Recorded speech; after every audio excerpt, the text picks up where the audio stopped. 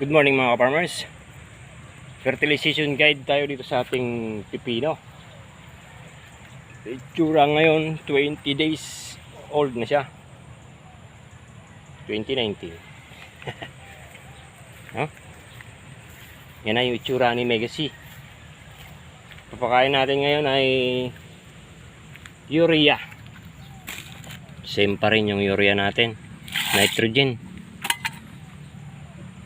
Pwede naman na mag-apply na ng mag-add ng 3-14 pero sa atin urea pa rin, ano. Pwede na yung isang lata kasi maulan, ano. Nagbabadya si Pipito. Parating si Pipito, pero medyo lumis siya dito sa Bataan, ano. Kaya thankful tayo kahit paano ay lumis siya. Umangat siya ng konti. Hindi tulad nung nakarang araw na ang daan ay Bataan yung tumbok, pero ngayon ay umangat. Gawin natin isa't kalahati. Iba nating abono nandun sa kabila. Dito sa dulo kasi andito yung tubig. Hindi tayo magpapatulo ng malakas na tubig kasi nga may parating na bagyo. Ang pagdilig same pa rin, ano. Ito na awin. Isang lata pa rin yung pagdilig natin, ano, para doon sa ating mga baguhan. Marami kasi tayong mga nagpupunta sa ating channel, mga first timer, no? Isang lata pa rin yung pagdilig. Siyempre tunawin mo na mabuti. Pag natunaw na yan, isang ganto kada puno ang pandilig, ano. Pag maliliit naman ay pwede yung kalahati lang. May mga video tayong ginawa dyan, yung first pag-abono hanggang ngayon, ano, mula 3 days, 6 days, 11 days, 14 days, at ngayon ay 20 days na. Ganyan na itsura. Kailangan nyo makita kung mayroon kayong, kung gusto nyo magtanim ng pipino at wala kayong gaanong experience, ano, kailangan mapanood nyo muna. Hindi natin kasi pwedeng sabihin lang dun sa text o sa ating mga comment. Medyo mahaba magsulat. Kailangan kasi mapanood nyo para masundan nyo na maayos. Ngayon, 2 kalahati yung papakain natin na urea. Baka next time adjustment tayo sa abono. Susunod na pakain kasi nasa 20 days na to. Ganyan itsura. Marami na siyang lumalabas na sanga. Wala pa yung partners natin. Kasi morning pa lang. Ngayon ay Sabado. Ayan. Legacy. Tapos yung talong natin. Tapos na yung trellis part dito. Yung bandang dulo na lang, hindi. Tapos yung iba ay maliliit pa. Talong and pipino combo. Sayang yung space, sayang panahon. Tapos may mga bunga na rin yung talong natin, ano.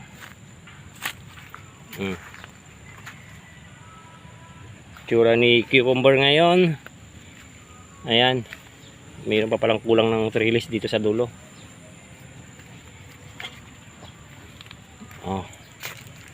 Madami na siyang sanga.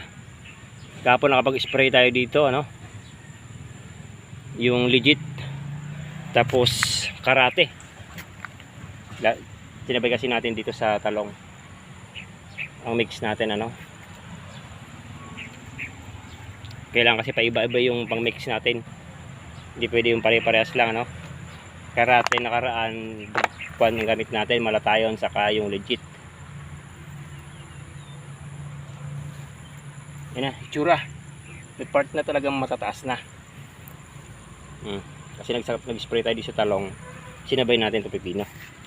Para minsanan yung pag-spray, ano.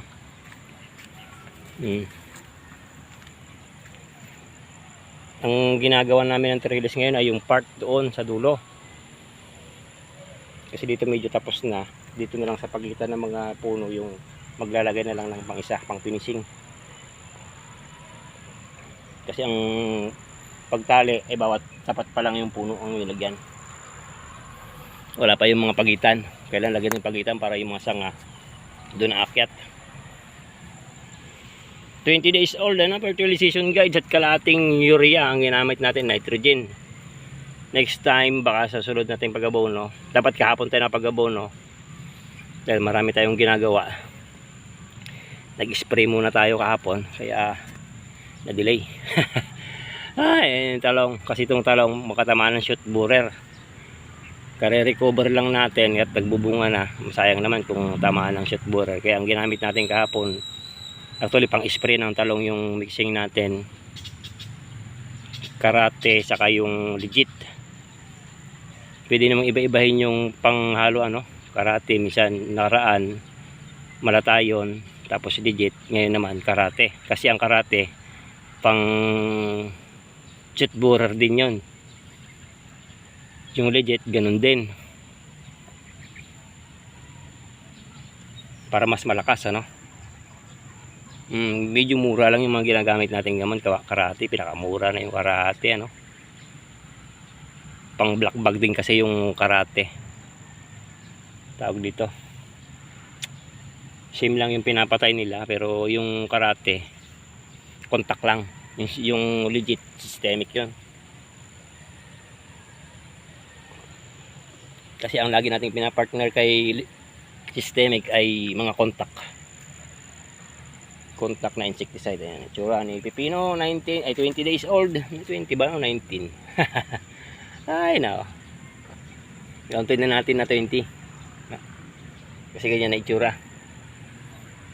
Pang 4 ba? 5 apply na natin ng abono, pero dapat nag-apply na tayo ng triple 14. Baka susunod na lang pag nakaligtas kay Pipito. Ay nako, pero blessed naman tayo at hindi dito datama. Gumis siya ng konti meron pa pala dito hindi nalagyan.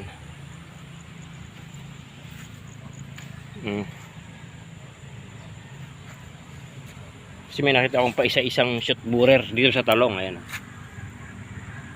Ayan kahapon, nag-spray tayo ng pang shoot borer double action, contact saka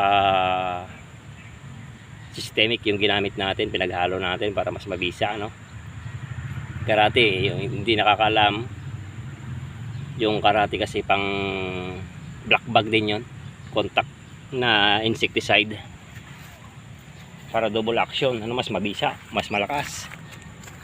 Kasi malatayon naman ay marami rin napapatayan, trips. Nga lang nag-decide tayo kasi mayroon tayong shoot borer tumama sa talong, siya na rin in-spray natin dito sa ating pipino. Tapos wala pa tayong leaf miner, dati meron na yan sa baba, nagka leaf miner tayo pero na-control naman natin. Saka tayo mag-spray ng fungicide, hindi pa tayo nakapag-spray ng fungicide dito sa ating pipino doon yung iba nating mga timba sa dulo, sa kabilang part sa gitna. Ayun, kasi meron tayong abunan doon sa dulo din. Yung update natin, pakain natin urea pa rin sa ganitong age Susunod adjustment tayo ng abono, mag-iiba na tayo ng abono, mag-a-add na tayo gamit na tayo siguro ng triple 14 para para complete food na itsura. Tapos itong ampalaya nating Trident, ayan na mga bagong bunga. Trident yan, walang bubong yan. Yan, di ba payungan pang sumulog ng kasi yan ang malaki mabilis yung paglaki ng mga bunga. Pakain natin dito 3 lata ng abono, 2 triple 14, 1 urea para ang bunga ay ganyan siyempre lahat dito babagsak yung bunga kasi nga wala tayong sa itaas. Isang row lang yan hanggang doon lang guys yung guide lang natin, kukumpletin lang natin para doon sa ating mga bagong nagtatanim ng pipino para mayroon silang sundan. Thank you.